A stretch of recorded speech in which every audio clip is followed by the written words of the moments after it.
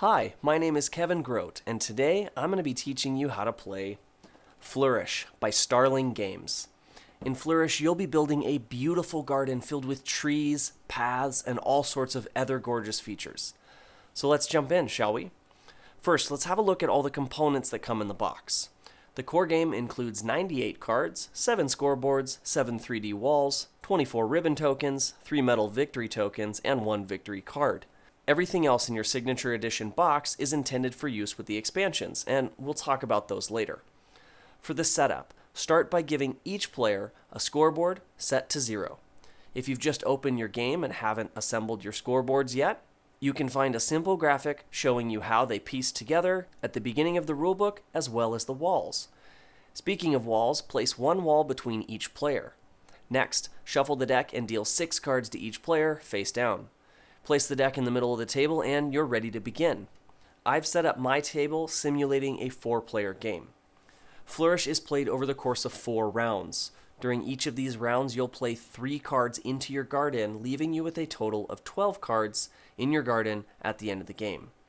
The actual gameplay and rules of Flourish are quite simple. There are no turns. Everyone will act simultaneously. First, you'll choose 1 card from your hand to add to your garden. Place your chosen card face down in front of you. Then you will select 1 card from your hand to pass to the neighbor on your left. Then 1 card from your hand to pass to the neighbor on your right. Your neighbors are the players sitting to your immediate left and right. When passing a card to your neighbor, place it face down on their side of the wall. Once everyone has done this, everyone will reveal their played card. Now, draw the 2 cards that were passed to you by your neighbors. Then draw 1 additional card from the top of the deck. Now repeat this process until you've played 3 cards in front of yourself. Once you've played 3 cards, the round will end and you'll score your cards that have an end of round scoring ability. Keep in mind that end of round scoring abilities from cards played on a previous round will not score again. You'll only score the cards that you played during this current round. However, the symbols on the cards you played on previous rounds will still be counted when totaling up points for scoring abilities. After playing 3 rounds, you should have 9 cards in front of you. For the 4th and final round, you will collect the cards that were passed to you by your neighbors, but you will not draw a new card from the top of the deck. This means for round 4, you will only have 5 cards to work with. Now, instead of just playing 1 card, you'll actually choose 3 cards from your hand and lay all 3 face down in front of you. You will not pass any cards to your neighbors. The 2 cards remaining in your hand will be discarded. Once all players are ready, they reveal the 3 final cards in their garden. If any of these cards include end of round scoring, score for those now. Once you've tallied all the points from the end of round scoring abilities, it's finally time to score your end of game scoring abilities from all 12 of your cards. So next, let's talk about different ways to play the game. When setting up the game, you'll want to decide whether you're playing a cooperative or competitive game. That's right, you can play Flourish either way. If playing competitively, then you'll play through the 4 rounds just like I explained, and once everyone has finished their end of game scoring abilities, whoever has the most points is the winner. If tied, the player with the most unique plant symbols wins. If still tied, the player with the most unique stone symbols wins. If still tied, the player with the most end of round abilities wins. If somehow players are still tied, the players share the victory. If players decide to play cooperatively, then communication will be somewhat limited during the game. Players may not talk about any cards they have in their hands, but they're free to talk about any cards that have already been played. At the end of the game, all players will add up their scores to come up with a total score for the group. Now, reference the cooperative medals chart to see which medal you have won. Next is just a few small changes when playing with 2 players. During the game, when you would normally pass 1 card to the neighbor on your left and 1 to the neighbor on your right, you'll just pass 2 cards to your only other neighbor. They essentially represent both neighbors. So when scoring abilities refer to either or both of your neighbors, you'll only be referring to the one other player. Also, when scoring path cards, which normally score points based on stone symbols in both your neighbor's gardens, instead you'll score points for the stone symbols in your neighbor's garden and also in your own garden. So now, let's talk about the anatomy of a card. That way you can understand how to maximize your points. If a card contains a scoring ability, it will be in the upper left, which will score at the end of the round, or in the bottom right, which will score at the end of the game. The symbols on the left edge of the card are plant symbols, and in the bottom left will be a stone symbol or a plant name. Each game comes with a few reference cards, which will help you remember what each of the symbols mean when scoring your cards. Let's jump right in. A number next to a plant icon means that you'll get that many points for each of those plant icons in your garden. If a card shows two different plant icons next to numbers, you'll get to score points for both of those plant types. However, if there are two plant icons but they're separated by a line, then when it's time to score, you must choose which of the two types of plant icons you're going to score for. The plant icon you do not choose will not gain you any points. If a card shows two plant icons and two neighbor icons with a line through them, that means you will choose one of your neighbors, either the player on your right or left, and score points based on how many of these plants are in their garden. This one here means you will receive 6 points if you have an equal number or more of the indicated plant type than either one of your neighbors. This one means that you'll receive 9 points, but you must have an equal number or more of the indicated plant type than both of your neighbors.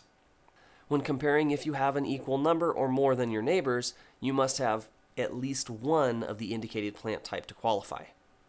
This one here means that you'll receive 9 points if you have at least 5 of any one plant type in your garden.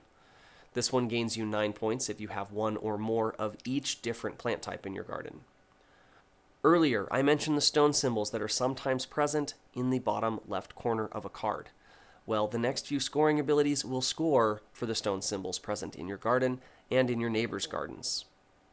This number next to the stone symbol means you will score that many points for each of these stone symbols in your garden. This scoring ability shows a small plant icon in the top corner of the stone symbol. You'll score this many points for every matching stone symbol that also has the matching plant icon. This next one just means that you'll score 9 points if you have at least one of the indicated stone symbol in your garden. And the last one on your reference card means that you gain 9 points if you have 3 or more of the indicated stone symbol in your garden.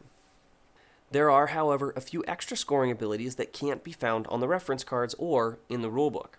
However, with what we know of the different icons, we can easily figure out what they mean.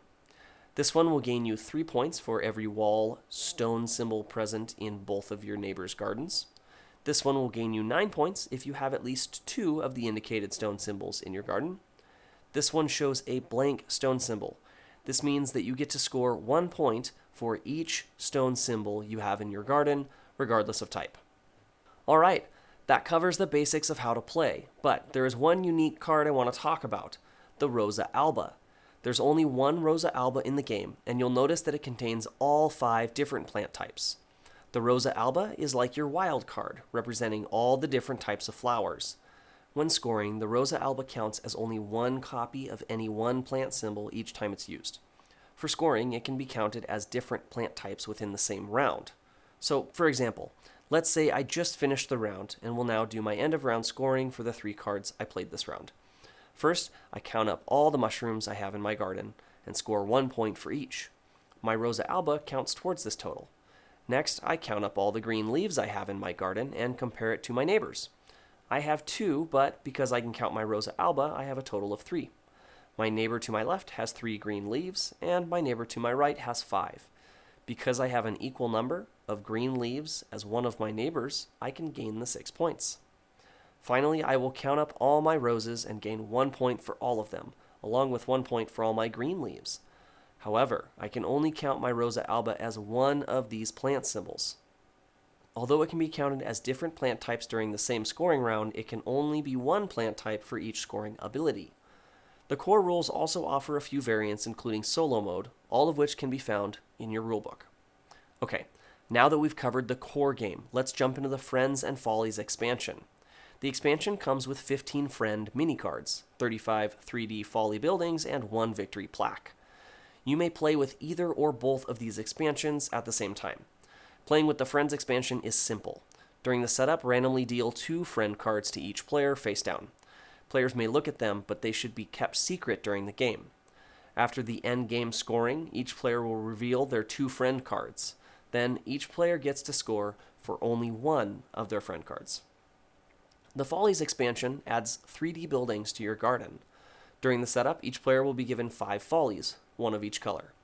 At the end of each round, you'll have the opportunity to place these Follies onto cards in your garden. Each card may only hold one Folly, and Follies will score at the end of the game for cards they are adjacent to or cards they are placed on. At the end of each round, before placing Follies, you may also choose to rearrange cards that were placed during this round. When placing Follies, they must be placed onto a card that contains at least one plant icon that matches the plant icon on that Folly. And they must be placed onto cards that were played during the current round.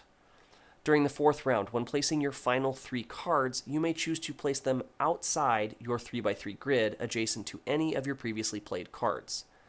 At the end of the game, your Follies are worth 2 points for each plant type that matches the plant type on the Folly, on the card it was placed on, or on any adjacent cards. Diagonal cards are not considered adjacent. Adjacent cards that do not contain any plant icons are worth 3 points instead of 2. You may place any Folly on the Rosa Alba card, and every Folly that is adjacent to the Rosa Alba may count it towards their score. Each Folly that you are unable to place is worth -5 points.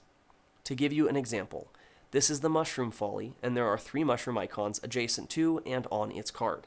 That's 6 points, plus the 3 points for the adjacent card that has no plant icons, making this Folly worth a total of 9 points. Our next Folly has 5 matching plant icons on its card and adjacent cards, making it worth 10 points. The next Folly has 4 matching plant icons plus the Rosa Alba, giving us 10 points, and another 6 points, 3 from each adjacent card without plant icons, for a total of 16 points for this Folly. The next Folly is placed on the Rosa Alba. No other adjacent cards have roses, and they all contain some type of plant icon, so our total for this Folly is 2 points. The final Folly could not be placed, making it worth -5 points. And that is how you play Flourish with the Friends and Follies expansions. I hope you found this video helpful, and I hope you have a wonderful time building a beautiful garden. I'll see you in the next video.